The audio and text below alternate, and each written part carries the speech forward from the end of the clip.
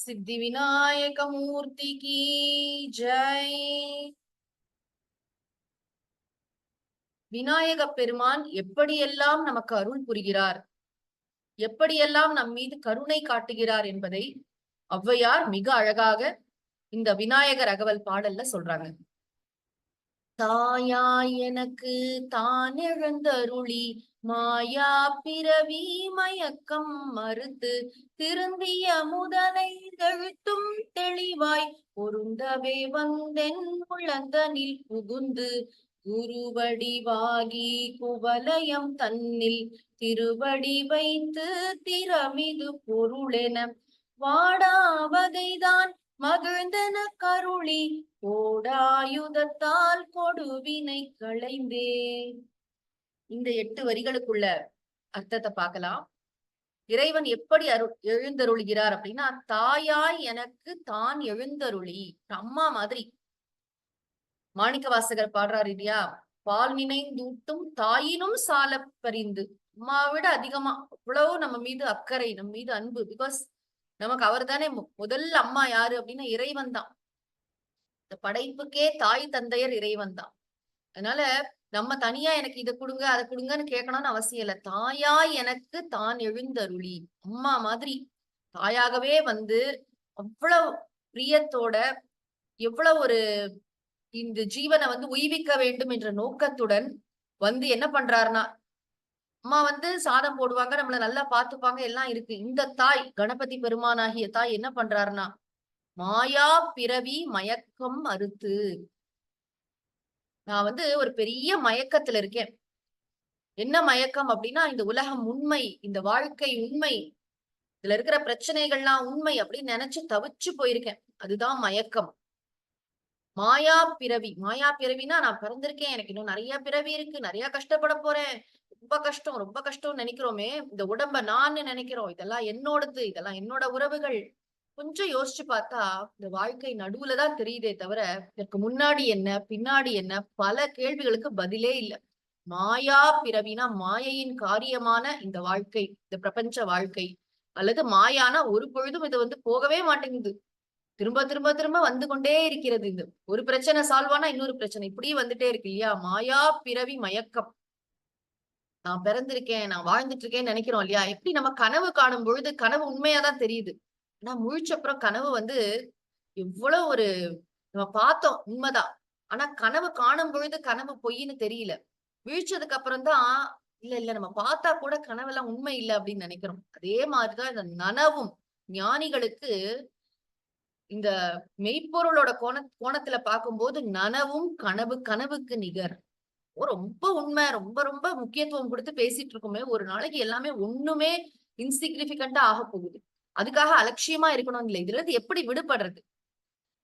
இந்த வாழ்க்கையில எப்ப பாரு துன்பம் இன்பம் மாறி மாறி மாறி அனுபவிக்கிறோமே, இதுல இருந்து விடுபட்டு நிலையான அமைதி, ஆனந்தம், துன்பம் கலவாத பேரின்பம் அதெல்லாம் நமக்கு வழங்கறதுக்காக தான் விநாயக பெருமான் தாயா எனக்கு தான் எழுந்தருளி மாயா பிறவி மயக்கம் மறுத்து. இந்த மயக்கம் போகணும்னா என்ன பண்ணணும் அப்படின்னா, மெய்யறிவை பெற வேண்டும், ஞானத்தை பெற வேண்டும். திருவள்ளுவர் சொல்வார், இருள் நீங்கி இன்பம் பயக்கும் மருள் நீங்கி மாசறு காட்சியவருக்கு. குறள் பாருங்க. இருள் நீங்கி, இருள்னா அறியாமை, இருள் நீங்கி இன்பம் பயக்கும், மருள்னா மயக்கம், இங்க சொல்லப்பட்ட மயக்கம் தான். மருள் நீங்கி மாசறு காட்சி அவருக்கு. இந்த வாழ்க்கையை பற்றிய மயக்கங்கள்லாம் நீங்கி உண்மையிலே நம்ம யாரு, நமக்கும் கடவுளுக்கும் உள்ள தொடர்பு என்ன, உலகம், உயிர்கள், இறைவன், 3 விஷயம், இதோடைய உண்மை தன்மை என்ன, நம்ம உண்மையிலே யாரு, இந்த வாழ்க்கையில என்ன பண்ணிட்டு இருக்கோம், இதெல்லாம் கொஞ்சம் நின்று நிதானித்து யோசிக்கிற சிந்திக்கிற ஒரு இடம் தான் இந்த ஞானம். அந்த ஞானத்தை வந்து அது நம்மளா அடைஞ்சிட முடியாது, குருவின் அருளால் தான் அடைய முடியும். இறைவன் முதல்ல என்ன செய்யறாராம், நம்ம மீத வந்து கருணை காட்டுறாராம். நம்ம வந்து கோவில் கோவிலா போறோம், எல்லா தீர்த்தங்கள்லயும் ஸ்நானம் பண்றோம், கோவில்களை வலம் வருகிறோம், எல்லாம் செய்யறோம். எல்லா அந்த நற்செயல்களுடைய பலன் என்ன தெரியுமா? தாய்மானவர் சொல்வாரு, மூர்த்தி தலம் தீர்த்தம் முறையாக தொடங்கினருக்கு ஓர் வார்த்தை சொல்ல சத்குருவும் வாய்க்கும் பராபரமே. நல்ல குரு கிடைப்பாராம். இப்ப முதல்ல என்னன்னா, ஆன்மீக வாழ்க்கைக்குள்ள வரும்பொழுது முதல்ல மந்திர தீட்சை என்பது அவ்வளவு முக்கியம். இந்த மந்திரத்தை குருவிடமிருந்து பெறுகிறோம். அதுதான் சொல்றார். அதுக்கான மனச வந்து ஞானத்தை பெறுவதற்குரிய தகுதியை தருவது சித்த சுத்தி, மன தூய்மை, மன ஒருமுகப்பாடு, இதெல்லாம் எப்படி கிடைக்கும்னா ஜபம் செய்தால் கிடைக்கும். அதுக்கு மந்திரம் வேணும். நம்மளா இன்டர்நெட்ல ஒரு மந்திரத்தை பார்த்து படிக்க முடியாது. குரு வேண்டும். பல லட்சம் முறை, பல கோடி முறை இந்த மந்திரத்தை ஜபித்து உருவேற்றி அந்த குரு கிட்டே இருந்து அந்த மந்திரத்தை நம்ம பெற்றுக்கொண்டோம்னு சொன்னா, மந்திர தீட்சை பெற்றால் மிகுந்த பலனை அளிக்கும். அதான் அடுத்தது சொல்ற, திருந்திய முதல் 5 எழுத்தும் தெளிவாய் பொருந்தவே வந்து என் உள்ளந்தனில் புகுந்து. திருந்திய அப்படின்னா நன்றாக சீராக உள்ள முதல்னா வேதம்.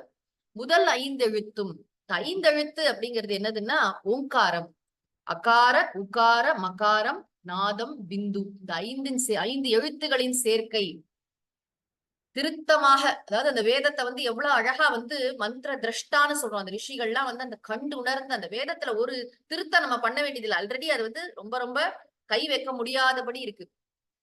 திருந்திய முதல் அந்த வேதம் இருக்கே, அந்த வேதத்திலிருந்து உதித்த அந்த வேத வடிவான ஓங்காரம் அல்லது 5 எழுத்து என்பது ஓம் நம சிவாய, அந்த நமசிவாய மந்திரத்தையும் குறிக்கும். இப்படி வேணா எடுத்துக்கலாம். திருந்திய முதல் 5 எழுத்தும் தெளிவாய் பொருந்தவே, என்னுடைய மனசுல அது போய் நிக்கணும். அந்த மந்திரம் நிக்கணும், மந்திரத்துக்குரிய மூர்த்தி நிக்கணும். அந்த மாதிரி பொருந்தவே யார் வந்து அந்த மந்திரத்தினால அழைக்கப்படும் பொருள் யார்?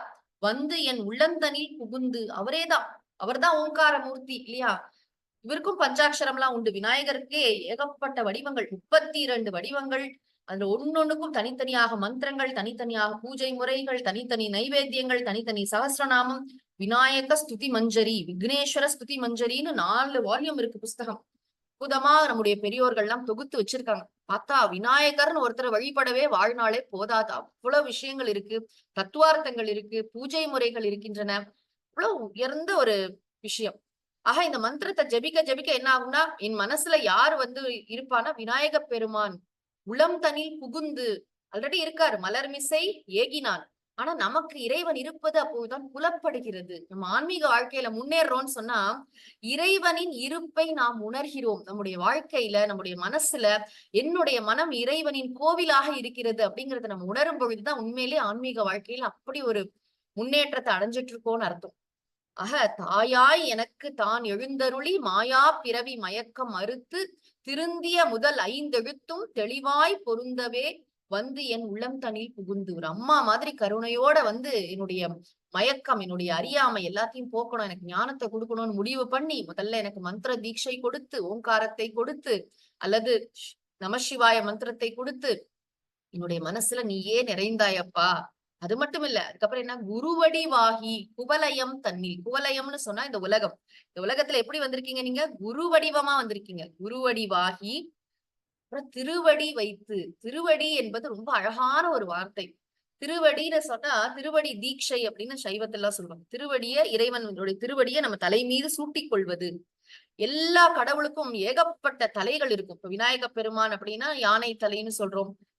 முருகனுக்கு 6 தலை, பிரம்மாவுக்கு வந்து 4 தலை, சிவபெருமானுக்கு 5 தலை, இன்னும் நிறைய பல பல மூர்த்திகளுக்கு 1000 தலை, சகஸ்ர இதெல்லாம் இருக்கு. விஸ்வரூப தரிசனத்தெல்லாம் பாக்குறோம். ஆனா திருவடி மட்டும் 2 தான் இருக்கு. நல்லா கவனிச்சு பாருங்க. ஏகபாத மூர்த்தின்னு சிவபெருமானுக்கு ஒரே ஒரு வடிவம் இருக்கு, ஒரு காலோட. மற்றபடி எல்லா சுவாமிக்கும் 2 கால் தான் இருக்கும். ஏன் அப்படின்னா நமக்கு பிடிச்சிக்க 2 கை தான் இருக்கும், அதனால 2 கால் இருக்கு. அது மட்டும் இல்ல, திருவடிகள் வந்து எப்பயுமே ஞானத்தை குறிக்கும், சாஸ்திரங்களை குறிக்கும். ஒண்ணு கர்மகாண்டம், ஒண்ணு ஞான காண்டம். வேதம், இறைவனுடைய திருவடி என்பது வேத சாஸ்திரங்கள். ஒண்ணு வந்து தர்ம வித்யா, இன்னொன்று மோட்ச வித்யா. ஒண்ணு வந்து உலகத்துல எப்படி நம்ம வாழணும்னு சொல்லி கொடுக்கும், இன்னொன்று இறைவனை எப்படி பற்றி கொள்ள வேண்டும் என்று கற்றுக் கொடுக்கும். ஆக அந்த திருவடிங்கிறது அவ்வளவு முக்கியம். நான் இறைவனோட திருவடியை கெட்டியா பிடிச்சிருக்கேன்னு என்ன தெரியுமா அர்த்தம்? குருமுகமாக சாஸ்திரங்களை படித்து உள்வாங்குகிறேன் அப்படின்னு அர்த்தம்.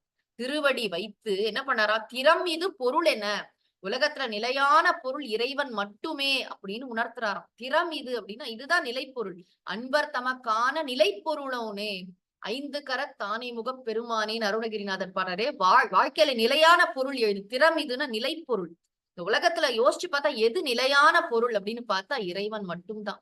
போற்றி என் முதல் ஆகிய பொருளேன்னு பாடுவார் மாணிக்கவாசகர். வாழ்க்கையோட முதற் பிரைமரி யாரு அப்படின்னு கேட்டா, என் வாழ்க்கையில யாரு ரொம்ப முக்கியம்னா இறைவன். இறைவனுடைய வீட்டுல நான் வாழறேன்.